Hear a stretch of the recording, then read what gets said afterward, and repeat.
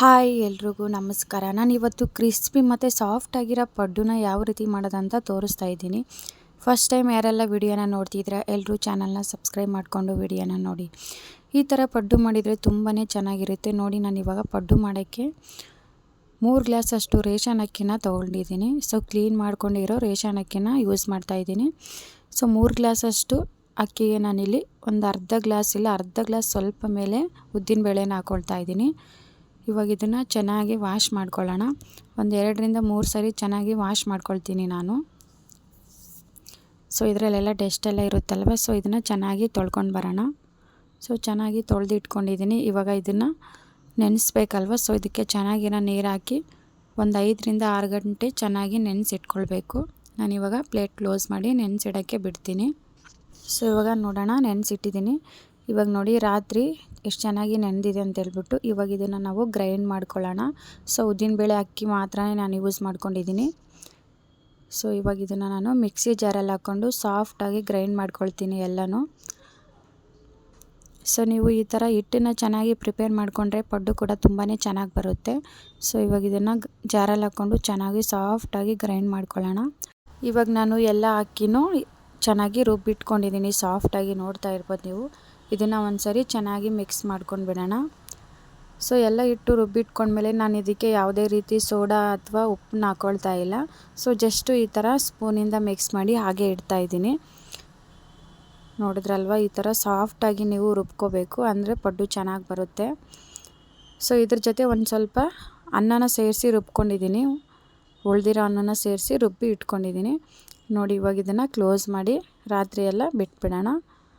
ನಾನು ಇದರಲ್ಲಿ ಒಂದು 2 ಮೆಣಸಿನ್ಕಾಯಿನ ಹಾಕಿ ಇಡ್ತೀನಿ. ಯಾಕಂದರೆ ಮೆಣಸಿನ್ಕಾಯಿ ಹಾಕೊಳ್ಳೋದ್ರಿಂದ ಹಿಟ್ಟು ಚೆನ್ನಾಗಿ ಉಬ್ಬಿ ಬರುತ್ತೆ ಮತ್ತು ಹುಳಿ ಕೂಡ ಬರುತ್ತೆ. ಸೊ ಅದಕ್ಕೆ ಮೆಣಸಿನ್ಕಾಯಿ ಹಾಕಿದ್ದೀನಿ. ಸೊ ಇವಾಗ ನೋಡಿ, ಬೆಳಗ್ಗೆ ಹಿಟ್ಟು ಯಾವ ಥರ ಉಬ್ಬಿ ಬಂದಿದೆ ಅಂತ ಹೇಳ್ಬಿಟ್ಟು. ಸೊ ಇದನ್ನು ಒಂದು ಸರಿ ಉಪ್ಪು ಹಾಕಿ ಚೆನ್ನಾಗಿ ಮಿಕ್ಸ್ ಮಾಡ್ಕೊಂಡಿದ್ದೀನಿ. ಸೊ ಇವಾಗ ಪಡ್ಡು ಮಾಡ್ಕೊಳ್ಳೋಣ.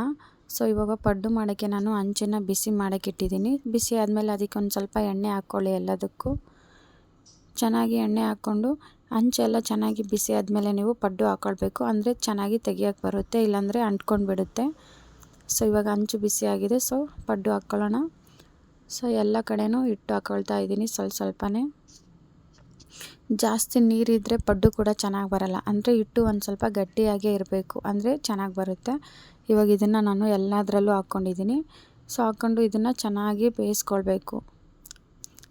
ಸೊ ಪಡ್ಡು ಇನ್ನೂ ಬೇಯದೇ ಇರಲ್ಲ. ಸೊ ಅವಾಗೇನಾದರೂ ನಾವು ತೆಗಿಯೋಕ್ಕೆ ಹೋದರೆ ಪಡ್ಡು ಎಲ್ಲ ಹಂಚಿಗೆ ಅಂಟ್ಕೊಂಡು ಬಿಡುತ್ತೆ, ತೆಗಿಯೋಕ್ಕೆ ಬರಲ್ಲ. ಸೊ ಅದು ಚೆನ್ನಾಗಿ ಬೇಯಿಸ್ಕೊಂಡ್ರೆ ಮಾತ್ರ ತೆಗಿಯೋಕ್ಕೆ ಬರುತ್ತೆ. ಸೊ ಒಂದು ಮೀಡಿಯಮ್ ಫ್ಲೇಮಲ್ಲಿ ಇಟ್ಕೊಂಡು ಚೆನ್ನಾಗಿ ಬೇಯಿಸ್ಕೊಳ್ಬೇಕು ನೀವು. ಸೊ ಮತ್ತೆ ಒಂದು ಸರಿ ಮೇಲೆ ಕೂಡ ನಾನು ಇವಾಗ ಎಣ್ಣೆ ಅಪ್ಲೈ ಮಾಡ್ಕೊಳ್ತಾ ಇದ್ದೀನಿ. ನೋಡಿ, ಇವಾಗ ಮೇಲೆ ಎಲ್ಲ ಓಲ್ ಬರ್ತಾ ಇದೆಯಲ್ವ. ಸೊ ಇವಾಗ ನೋಡಿ, ಪಡ್ಡು ರೆಡಿಯಾಗಿದೆ ಅಂತ ಅರ್ಥ. ಸೊ ಇದನ್ನು ನಾವು ಉಲ್ಟಾ ಹಾಕ್ಕೊಳ್ಳೋಣ. ಸೊ ಇನ್ನೊಂದು ಕಡೆನೂ ಚೆನ್ನಾಗಿ ಬೇಯಿಸ್ಕೊಳ್ಬೇಕಲ್ವ. ನೋಡಿ, ಜಸ್ಟ್ ಈ ಥರ ಮಾಡಿದ್ರೆ ಸಾಕು, ಪಡ್ಡು ತೆಗಿಬೋದು. ಅಷ್ಟೊಂದು ಈಸಿಯಾಗಿ ತೆಕ್ಕೊಳ್ಬೋದು.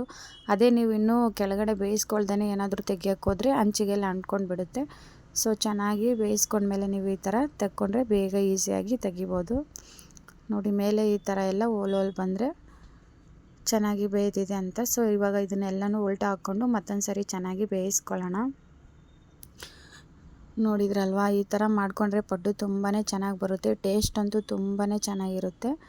ಮತ್ತು ನೀವು ಸಿಂಪಲ್ಲಾಗಿ ಬೇಗನೆ ಮಾಡ್ಕೊಳ್ಬೋದು.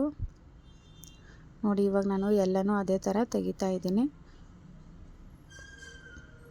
ಸೋಡಾ ಹಾಕ್ಕೊಳ್ಳೋದ್ರಿಂದ ಟೇಸ್ಟ್ ಕೂಡ ಅಂದರೆ ಒಂಥರ ಚೇಂಜ್ ಆಗುತ್ತೆ. ಅದೇ ನೀವು ಸೋಡಾ ಹಾಕ್ಕೊಳ್ದೆ ಮಾಡ್ಕೊಳ್ಳಿ, ತುಂಬಾ ಚೆನ್ನಾಗಿರುತ್ತೆ ಟೇಸ್ಟು. ಮತ್ತು ಹೆಲ್ತ್ಗೂ ಕೂಡ ತುಂಬಾ ಒಳ್ಳೆಯದು. ಸೊ ಇವಾಗ ಇದು ಎಲ್ಲನೂ ನಾನು ಉಲ್ಟಾ ಹಾಕ್ಕೊಂಡಿದ್ದೀನಿ. ಮತ್ತು ಇದನ್ನೊಂದು 2 ರಿಂದ 3 ನಿಮಿಷ ಚೆನ್ನಾಗಿ ಬೇಯಿಸ್ಕೊಳ್ಳೋಣ. ನೋಡಿ, ಕಲರ್ ಎಷ್ಟು ಚೆನ್ನಾಗಿ ಬಂದಿದೆ ಅಲ್ವಾ. ಸೊ ನಾನು ಅನ್ನನ ಹಾಕ್ಕೊಂಡಿದ್ದೀನಿ. ಸೊ ಅದಕ್ಕೆ ಈ ಥರ ಕಲರ್ ಚೆನ್ನಾಗಿ ಬಂದಿದೆ. ನೋಡಿ, ಇವಾಗ ಪಡ್ಡು ರೆಡಿಯಾಗಿದೆ, ನೋಡ್ತಾ ಇರ್ಬೋದು. ಈ ಥರ ಏನಾದರೂ ಕಲರ್ ಬರಬೇಕಂದ್ರೆ ನೀವು ಅನ್ನನ ಹಾಕ್ಕೊಳ್ಳಿ, ಚೆನ್ನಾಗಿ ಬರುತ್ತೆ. ರುಬ್ಬಬೇಕಾದ್ರೆ ರೈಸ್ ಹಾಕ್ಕೊಂಡು ರುಬ್ಬಿದರೆ ತುಂಬಾ ಚೆನ್ನಾಗಿ ಬರುತ್ತೆ. ನೋಡಿದ್ರಲ್ವ ಈ ರೀತಿ ಪಡ್ಡು ಮಾಡೋದು. ಸೊ ಈ ವಿಡಿಯೋ ಏನಾದರೂ ನಿಮಗೆ ಇಷ್ಟ ಆಗಿದರೆ ಲೈಕ್ ಕೊಡಿ ಮತ್ತು ಕಮೆಂಟ್ ಮಾಡಿ ವಿಡಿಯೋನ ಶೇರ್ ಮಾಡ್ಕೊಳ್ಳಿ. Thank you so much.